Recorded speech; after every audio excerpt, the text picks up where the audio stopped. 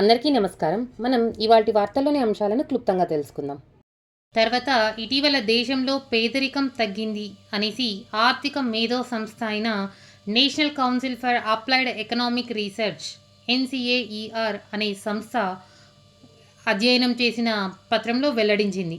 అయితే ఈ అధ్యయనం ప్రకారం 2011-12 గాను 21.2% గాను, అయితే ప్రస్తుతం 2022-24 సంవత్సరంలో 8.5% తగ్గిందని ఈ అధ్యయనం వెల్లడించింది. అయితే ఈ సంస్థ అధ్యయనం చేసిండే పత్రాన్ని rethinking social safety nets in a changing society అనే పేరు మీద విడుదల చేశారు.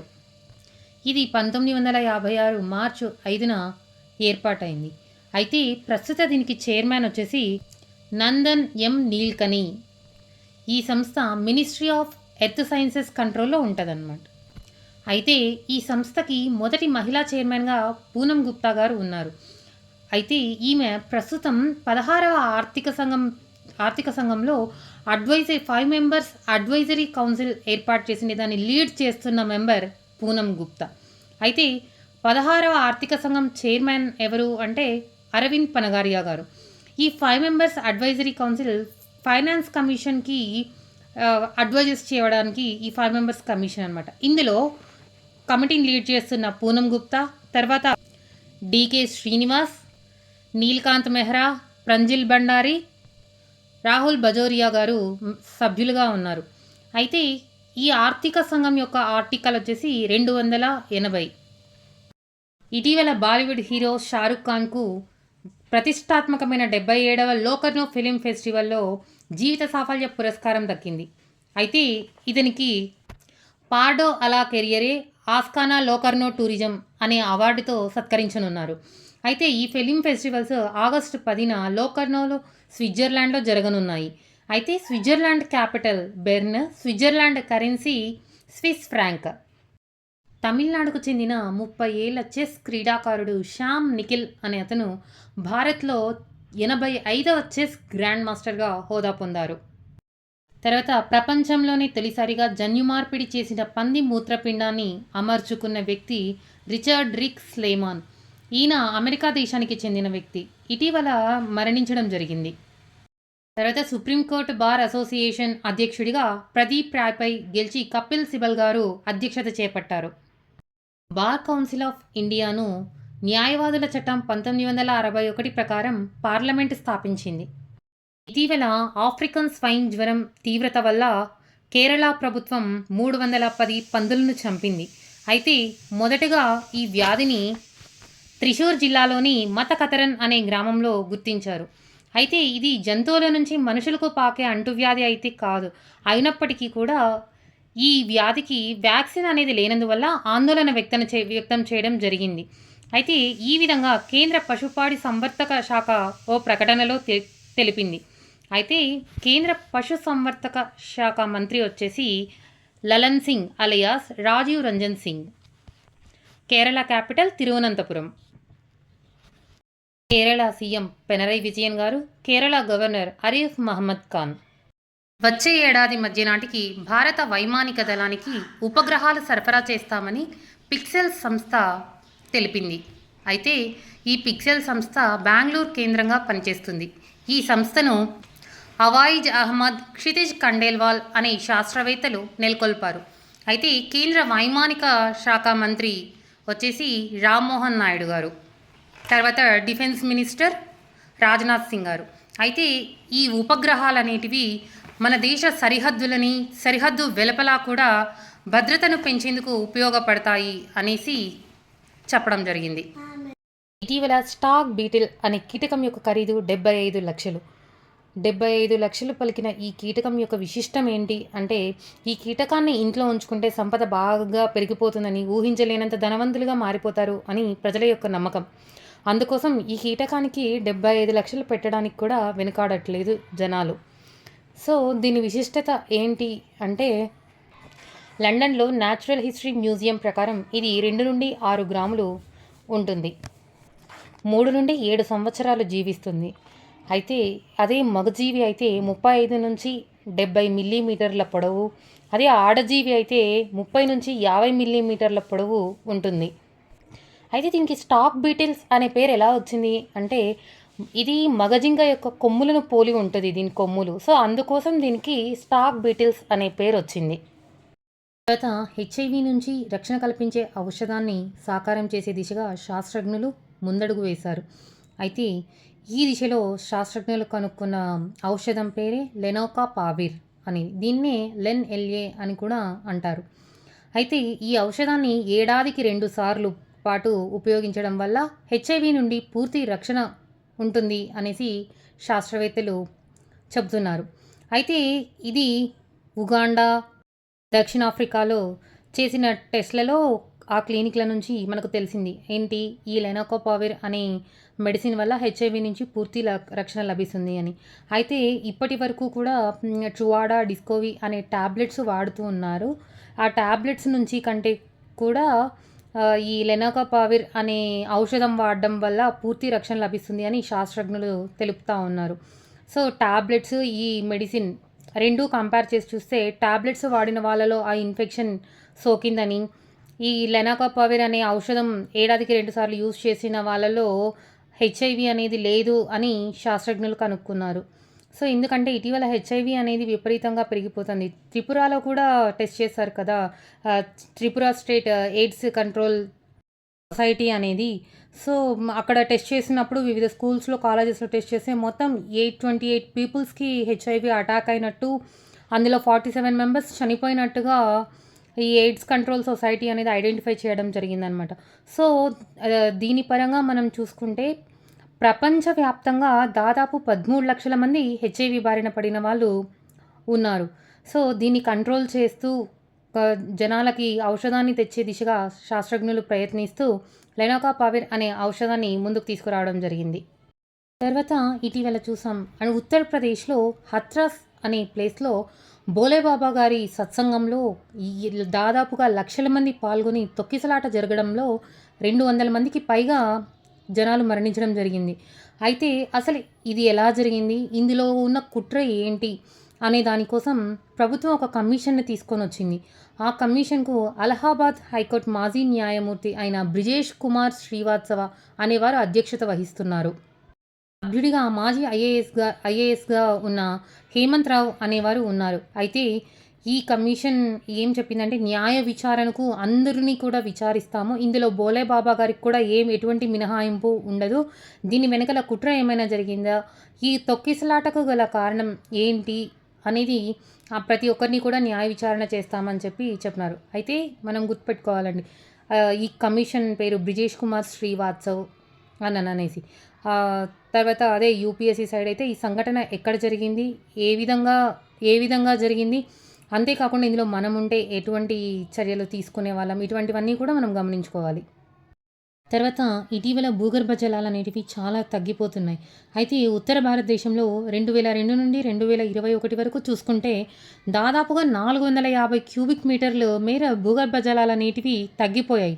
అయితే ఇది కంపేర్ చేసుకుంటే దేశంలోనే అతిపెద్ద రిజర్వాయర్ అయిన ఇందిరాసాగర్ డ్యామ్ కంటే కూడా 37 రెట్లు ఎక్కువ కావడం గమనార్హం. అయితే ఈ విధంగా హైదరాబాద్కు చెందిన జియోఫిజికల్ రీసెర్చ్ ఇన్స్టిట్యూట్ మరియు గాంధీనగర్ ఐఐటి శాస్త్రవేత్తలు తెలిపారు. అయితే ఇదే కానీ కంటిన్యూ అయిందంటే భూగర్భ జలాలు చాలా వరకు తగ్గిపోవడం అనేది జరుగుతుంది. ఎందుకు అంటే వర్షాకాలంలో సరైన వర్షాలు కురవక, శీతాకాలంలో ఉష్ణోగ్రతలు పెరగడం వల్ల సాగునీటికి డిమాండ్ అనేది ఎక్కువగా పెరిగిపోయింది. ఎప్పుడైతే ఈ సాగునీటికి డిమాండ్ అనేది ఎప్పుడైతే పెరిగిపోతుందో భూగర్భ జలాలన్నీ మనం సాగు కోసం వాడుకోవడం వల్ల భూగర్భ జలాలు చాలా వరకు తగ్గిపోతాయి. కానీ వాటిని మనం ఉపయోగించుకునే కొద్దీ వాటిని మనం ఇంప్రూవ్ చేసుకుంటే భూగర్భ జలాలకంటూ మనం ఉపయోగించుకోవడానికి భవిష్యత్తులో అవకాశం అనేది ఉంటుంది. కానీ ఇది ఇలా శీతాకాలంలో ఉష్ణోగ్రతలు పెరిగిపోతూ సరైన వాతావరణంలో వర్షాలు అనేటివి లేక, వాతావరణం అనుకూలించక భూగర్భ జలాలు ఇంకిపోతున్నాయి. ఇప్పుడు వరదలు వర్షాలు వచ్చినాయి అంటే కంప్లీట్గా వరదలు వచ్చేస్తాయి. అయితే అలాంటి వరదలు, ఎక్కువగా రావడం వల్ల మనం భూగర్భ జలాలని స్టోర్ చేయలేమన్నమాట. ఎప్పుడు కూడా వర్షం పడుతూ చిన్నగా వర్షం పడితే మాత్రమే మనం భూగర్భ జలాలని స్టోర్ చేయగలం. అప్పుడే మనకు ఉపయోగం అనేది ఉంటుంది. అంతేకాని దీనివల్ల శీతాకాలంలో ఉష్ణోగ్రతలు ఎక్కువగా పెరుగుతూ జనరల్గా వర్షాకాలంలో వర్షాలు అనేవి అస్సలు పడకపోవడం వల్ల భూగర్భ జలాలు చాలా వరకు ఇంకిపోతూ ఉన్నాయి. అయితే దీన్ని కంట్రోల్ చేయడం కోసం మనం గ్రీన్ హౌస్ గ్యాసెస్ని కానీ వీటన్నిటినీ కూడా కర్బన ఉద్గారాలను కానీ వీటన్నిటినీ కూడా మనం తగ్గించుకుంటూ పర్యావరణాన్ని పరిరక్షించుకుంటూ ముందుకు పోతేనే మనం భూగర్భ జలాల్ని మనకు కావలసినట్టుగా అభివృద్ధి చేసుకోగలం. తర్వాత ఇటీవల చైనా తూర్పు లడాఖ్లో ప్యాంగాంగ్ సరస్సు దగ్గర తన బంకర్లని ఏర్పరచుకుంటుంది. అయితే ఈ బంకర్లలో సైనికుల్ని, ఆయుధాలు, తర్వాత ఇంధనం వీటన్నిటినీ కూడా అక్కడ స్టోర్ చేసుకోవడానికి, తర్వాత అక్కడి నుంచి ఆర్మీని బలపరుచుకోవడానికి ప్రయత్నిస్తూ చాలా చోట్ల బంకర్లను తయారు చేస్తుంది. అయితే ఈ బంకర్లన్నిటి వల్ల కూడా మనకు చైనాకు ఉన్న సరిహద్దుల్లో సమస్యగా కూడా ఉండొచ్చు. సో మనం అప్రమత్తం అవ్వాల్సి ఉంటుంది. అయితే ఈ విధంగా ఇది 4 ఏళ్ల క్రితం అయితే అక్కడ ఎటువంటి బంకర్లు కూడా లేవు. కానీ ఇప్పుడు ప్రస్తుతం 2021-22 మధ్య అది బంకర్లను ఏర్పరచుకుంది అని రక్షణ శాఖలు తెలుపుతూ ఉన్నాయి. అయితే ఇది యుఎస్కి చెందిన బ్లాక్ స్కై అనే సంస్థ మే 30న ఉపగ్రహాల ద్వారా పరీక్షించేటప్పుడు అక్కడ తీసిన ఫోటోల ద్వారా మనకు అక్కడ చైనా బంకర్లను నిర్మిస్తుంది అని తెలిసింది. తర్వాత దేనికి పాంగాంగ్ సరస్సుకు ఉత్తరం వైపు వచ్చేసి ఈ చైనా ఆర్మీ బేస్ క్యాంప్ అని ఉంది. దీన్నే సిర్జాప్ అనేసి అంటారు అనమాట. ఈ సిర్జాప్ అనే ఆర్మీ క్యాంప్ను కూడా మొత్తం అన్నిటిని చాలా స్ట్రాంగ్ చేసుకుంటూ బంకర్లని చైనా ఏర్పరుస్తూ ఉంది. తర్వాత ప్రతిష్టాత్మకమైన ఆయుష్మాన్ భారత్ ఆరోగ్య బీమా పథకాన్ని 10 లక్షల రూపాయలకు పెంచాలి అని కేంద్ర ప్రభుత్వం ఆలోచిస్తూ ఉంది. అయితే దీని నుంచి దాదాపుగా 30% మందికి ఇంకా ఎక్కువగా పెంచాలి అని, ఇది గనక ఓకే అయితే 12,076 కోట్లు అధికంగా ప్రభుత్వంపై భారం పడుతుంది అనేసి చెప్తా ఉన్నారు. అయితే దీని గురించి ఈ మధ్యలోని జూన్ 27న జరిగిన పార్లమెంట్ సమావేశాల్లో ద్రౌపది ముర్ము గారు ప్రకటించారు. కానీ ఈ ఆయుష్మాన్ భారత్ అనే దాన్ని 70 ఏళ్ళు పైగా ఉన్న వాళ్ళకి కూడా వర్తించేలా చూడాలని ప్రభుత్వం యోచిస్తుంది. అయితే దీని నుండి దాదాపుగా మరో 4-5 కోట్ల మందికి లబ్ధి జరగనుంది. సో ఇప్పటి వరకు ఏ పథకము తీసుకొని 30% మందికి ఈ స్కీమ్ లభించే విధంగా, తర్వాత 4-5 కోట్ల మందికి ఇంకా ఎక్స్ట్రా మెంబర్స్కి మన కేంద్ర ప్రభుత్వం ఆయుష్మాన్ భారత్ ఆరోగ్య బీమాను వర్తించేలా చేయడం కోసం ఆలోచిస్తూ ఉంది. అయితే మన కేంద్ర ఆరోగ్య శాఖ మంత్రి జగత్ ప్రకాష్ నడ్డా గారు, మన ఆంధ్రప్రదేశ్ ఆరోగ్య శాఖ మంత్రి సత్యకుమార్ యాదవ్ గారు, తర్వాత తెలంగాణ ఆరోగ్య శాఖ మంత్రి శ్రీ దామోదర రాజనరసింహ గారు, తర్వాత దేశ యువతలో ఉద్యోగార్హత 51.25% పెరిగిందని భారత నైపుణ్యాల నివేదిక 2024 నివేదిక వెల్లడించింది. అయితే ఉద్యోగ శాతం అనేది పెరుగుతూ పోతా ఉంది, కానీ పరిశ్రమలకు అవసరమైన ఆ నాలెడ్జ్ పెరగడం లేదు అనేసి వెల్లడించింది. అయితే 2024 వికసిత భారత్ సాకారం అనేదాన్ని మనం సాధించాలి అంటే యువతలో నైపుణ్యాన్ని అభివృద్ధి చేయాలి అని ఈ నివేదిక తెలిపింది. ఖలిస్తానీ ఏర్పాటువాది అయిన గురుపత్వంత్ సింగ్ పన్నో అనే అతను నిర్మించిన సంస్థ 6 ఫర్ జస్టిస్. ఈ సంస్థపై కేంద్ర ప్రభుత్వం ఉపా చట్టం కింద 5 ఏళ్లు నిషిద్ధం పొడిగించింది.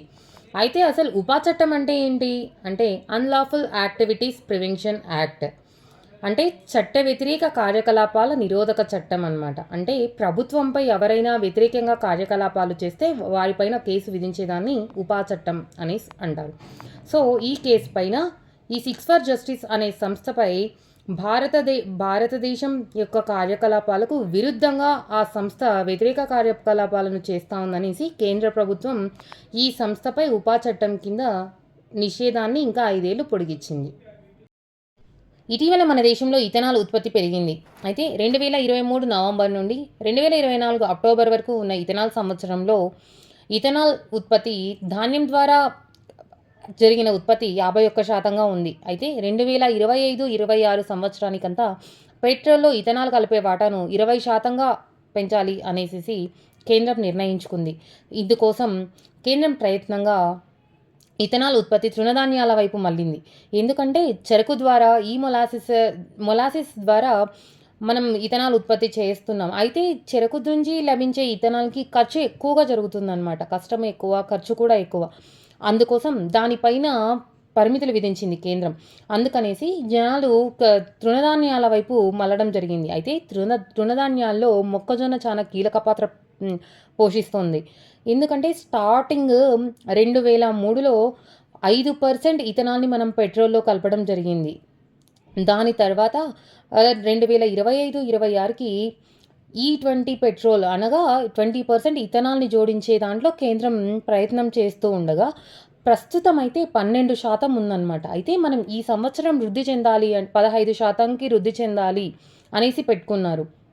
ప్రస్తుతం ఎంతుందనేది మనం గుర్తుపెట్టుకోవాలండి. 12% ఉంది. అయితే దీన్ని మనం 15%కి ఈ సంవత్సరం మనం పెంచాలి అనేసి ప్రయత్నిస్తూ ఉన్నారనమాట. తర్వాత 2025, 26 కంతా E20 పెట్రోల్ అనగా 20% ఇథనాల్‌ని జోడించాలి అని కేంద్రం ప్రయత్నం చేస్తూ ఉంది. అయితే ఎందుకు అంటే ఈ ఇథనాల్ నుంచి కర్బన ఉద్గారాలు చాలా వరకు తగ్గించగలమనమాట. సో, అప్పుడు మనం గ్రీన్ హౌస్ గ్యాసెస్ అనేది తగ్గించగలిగితే చాలా ఉపయోగాలుంటాయి. గ్లోబల్ వార్మింగ్ తగ్గుతుంది. ఆ రకంగా. ఈ ప్రకారం 2025, 26కి 1356 కోట్ల లీటర్ల ఇథనాల్ అవసరమైతుంది. అయితే ఇందులో 1016 కోట్ల లీటర్లు కేవలం E20 పెట్రోల్ కోసం మాత్రమే వినియోగించాల్సి ఉంటది అనేసి నీతి ఆయోగ్ అంచనా వేస్తా ఉంది. ఇథనాల్ ఉత్పత్తి అనేది తృణధాన్యాల వైపు మళ్ళడంతో జనరల్‌గా దానా అనేటువంటివి కూడా తయారు చేస్తూ ఉంటారు కదా! సో, ఆ రకంగా తర్వాత ఇథనాల్‌ని తయారు చేయడంలో కూడా ఎక్కువగా గ్రామాల్లో ఉపాధి హామీ కూడా పెరుగుతదనమాట. ఉపాధులు కూడా బాగా పెరుగుతది. ఆ ఉపయోగం కూడా ఉంటది. సో, మనం గుర్తుపెట్టుకోవాలండి. నీతి ఆయోగ్ అంచనా ప్రకారం 2025, 26కి E20 పెట్రోల్ అనేది తయారు చేయగలుగుతుంది కేంద్రం. అయితే దానికి ఎన్ని లీటర్ల ఇథనాల్ అనేది అవసరం అవుతుంది, ఎన్ని లీటర్లు ఉపయోగపెడుతున్నాం అనేది మనం గుర్తుపెట్టుకోవాలి. దేశంలో పలు చోట్ల జనాభా అసమతౌల్యత ఏర్పడుతుంది అని ఆర్ఎస్ఎస్ వీక్లీ మ్యాగజైన్ అయిన ఆర్గనైజర్ తెలిపింది. అయితే దీనికోసం జనాభా నియంత్రణ విధానాన్ని సమగ్ర స్థాయిలో మనం ఆ విధానాన్ని అమలుపరచాలి అని, దానికోసం కేంద్రం ప్రయత్నించాలి అని తెలపడం జరిగింది. ఇటీవల ప్రధాని నరేంద్ర మోడీ పర్యటించిన రష్యా పర్యటన విజయవంతమైందని తెలపడం జరిగింది. అయితే ఈ పర్యటన సందర్భంగా రష్యా ప్రధాని అయిన వ్లాదిమిర్ పుతిన్ గారితో కూర్చుని చర్చలు చేశారు. అంతేకాకుండా ఈ పర్యటన సందర్భంగా ఐక్యరాజ్య సమితి తరపున అమెరికా రష్యా ఉక్రెయిన్ల యుద్ధం గురించి చర్చించాలని కూడా సూచించడంతో ప్రధానమంత్రి మోడీ గారు యుద్ధ రంగంలో అయితే ఈ సమస్యలు తేలవని, దౌత్యపరంగా వెళ్తే మాత్రమే ఈ సమస్యలు పరిష్కారం అవుతాయి అని సూచించడం జరిగింది. అయితే అంతేకాకుండా అమెరికా దేశం అనేది మాకెప్పుడూ కీలకమైన వ్యూహాత్మక భాగస్వామి అని, ఐక్యరాజ్య సమితి యొక్క చార్టర్ చట్టాన్ని సమగ్రత, సార్వభౌమత్వాన్ని మేము ఎప్పుడూ గౌరవిస్తామని చెప్పి తెలిపింది. అంతేకాకుండా రష్యా దేశం ఏదైనా నిర్ణయం తీసుకునేటప్పుడు కానీ, ఏదైనా చేసేటప్పుడు ఐక్యరాజ్య సమితి యొక్క చార్టర్ చట్టానికి కట్టుబడి దానికి అనుగుణంగా కొన్ని నిర్ణయాలు తీసుకొని గౌరవిస్తూ కట్టుబడి ఉండాలని చెప్పి తెలిపారు. ఈ సందర్భంగా పుతిన్ గారితో కలిసి పౌర అణు ఇంధన మ్యూజియంను, తర్వాత రొసోటమ్ పెవిలియన్ను, ఆటమ్ పెవిలియన్ను సందర్శించారు. అయితే రష్యా మరియు భారతదేశం యొక్క సంబంధాల్లో ఇంధనం అనేది చాలా కీలకమని తెలిపారు. అంతేకాకుండా చర్చలు జరిపించిన తర్వాత 9 కీలక రంగాల్లో రష్యా భారత్కు మధ్య 9 కీలక రంగాల్లో చర్చలు అనేటివి జరిగి విజయవంతమయ్యాయి. ఆ 9 కీలక రంగాలు ఏంటి అంటే 2030 నాటికి $100 బిలియన్ వాణిజ్యాన్ని చేర్చడం, జాతీయ కరెన్సీల ద్వారా వాణిజ్యాన్ని స్థిరీకరించడం, ఉత్తర దక్షిణ కారిడార్లలో కార్గో సేవలు నిర్వహించడం, వ్యవసాయ ఆహార రవాణాలో వృద్ధి సాధించడం, అంతేకాకుండా మౌలిక వసతులకు సహకారాన్ని అందించుకోవడం, డిజిటల్ రూపంలో పెట్టుబడులు పెట్టడం, సంయుక్త ప్రాజెక్టులు చేపట్టడం, అంతేకాకుండా అణు ఇంధనంతో పాటు ఇతర రంగాల్లో కూడా మరింత సహకారం అందించుకోవాలి అని, ఇలా 9 కీలకమైన రంగాల్లో ఇరు దేశాలు చర్చలు జరిపించుకొని విజయవంతం చేశాయి. ఇటీవల బ్రిటన్ యొక్క మాజీ ప్రధాని అయిన మరియు ప్రస్తుత ప్రతిపక్ష నేత అయిన రిషి సునాక్ గారు షాడో ప్రభుత్వాన్ని ఏర్పాటు చేశారు. అయితే ప్రస్తుత మాజీ ప్రధాని అయిన కీర్ స్టార్మర్ గారు ఏర్పరుస్తున్న ప్రభుత్వం తరుణంలో ప్రభుత్వాన్ని ఏర్పాటు చేస్తూ ఇదే విధంగా మాజీ ప్రధాని అయిన రిషి సునక్ గారు కూడా షాడో ప్రభుత్వాన్ని ఏర్పాటు చేస్తున్నారు. అయితే షాడో ప్రభుత్వం అంటే ఏంటి అంటే జనరల్గా ప్రభుత్వం అనేది ఏ విధంగా ఏర్పడుతుందో అలాగనే షాడో ప్రభుత్వం కూడా ఏర్పడుతుంది. ఈ ప్రభుత్వం ప్రస్తుత ప్రభుత్వం ఏ విధంగా మంత్రివర్గాన్ని ఏర్పాటు చేసుకుంటుందో అలానే ప్రతిపక్ష ప్రభుత్వం కూడా షాడో మంత్రివర్గాన్ని ఏర్పాటు చేసుకుంటుంది. ప్రతి ఒక్కరూ ఒక క్యాబినెట్ లాగా మంత్రివర్గాల్లో ఎవరెవరు ఉన్నారో అంత మంత్రివర్గాలు కూడా ఉంటాయన్నమాట. అయితే వీళ్ళ యొక్క కార్యకలాపాలు ఏంటి అంటే ప్రస్తుత ప్రభుత్వం ఏ విధమైన కార్యకలాపాలు చేస్తుంది, ఎటువంటి విషయాలపైన చర్చలు చేసి నిర్ణయాలు తీసుకుంటుంది అనేటువంటి వాటిని గమనిస్తూ వాటి గురించి ప్రశ్నిస్తూ అంటే ప్రస్తుత ప్రభుత్వం చేసే కార్యకలాపాల గురించి ప్రతిపక్ష ప్రభుత్వం అనేది ప్రశ్నిస్తూ సరైన మార్గంలో నడిపే అవకాశం అనేది ఉంటుందన్నమాట. సో ఆ విధంగా రిషి సునక్ గారు షాడో ప్రభుత్వాన్ని ఏర్పాటు చేశారు. భారత స్టార్ షట్లర్ అయిన పివి సింధు గారు ప్యారిస్ ఒలింపిక్స్లో పతాకధారిగా వ్యవహరించనున్నారు. ఈమెతో పాటు టెన్నిస్ దిగ్గజం అయిన శరత్ కమల్ గారు కూడా పతాకధారిగా వ్యవహరించనున్నారు. తర్వాత లండన్ ఒలింపిక్స్లో కాంస్య విజేత మరియు హైదరాబాద్ మాజీ షూటర్ అయిన గగన్ నారంగ్ గారు ప్యారిస్ ఒలింపిక్స్లో చెఫ్ డి మిషన్గా వ్యవహరించనున్నారు. అయితే ఒకప్పుడు జట్టు మొత్తానికి ఒకరే పతాకధారిగా ఉండేవారు. కానీ 2022లో అంతర్జాతీయ ఒలింపిక్స్ కమిటీ ఒక మహిళ ఒక పురుషుడు ఇద్దరు పతాకధారులుగా ఉండాలని నిర్వహించారు. హెచ్సిఎల్ టెక్నాలజీ చైర్పర్సన్ అయిన రోష్ని నాడార్ మల్హోత్రా గారికి ఫ్రాన్స్ యొక్క అత్యున్నత పురస్కారం లభించింది. ఆ ఫ్రాన్స్ యొక్క అత్యున్నత పురస్కారం ఏంటి అంటే షెవిలియర్ డెలా లీజియన్ డి హానర్ అనే ఫ్రాన్స్ అత్యున్నత పురస్కారం లభించింది. అయితే వ్యాపారం మరియు స్థిరత్వానికి ఈమె చేసిన సేవలకు గాను ఫ్రాన్స్ అత్యున్నత పురస్కారం లభించింది.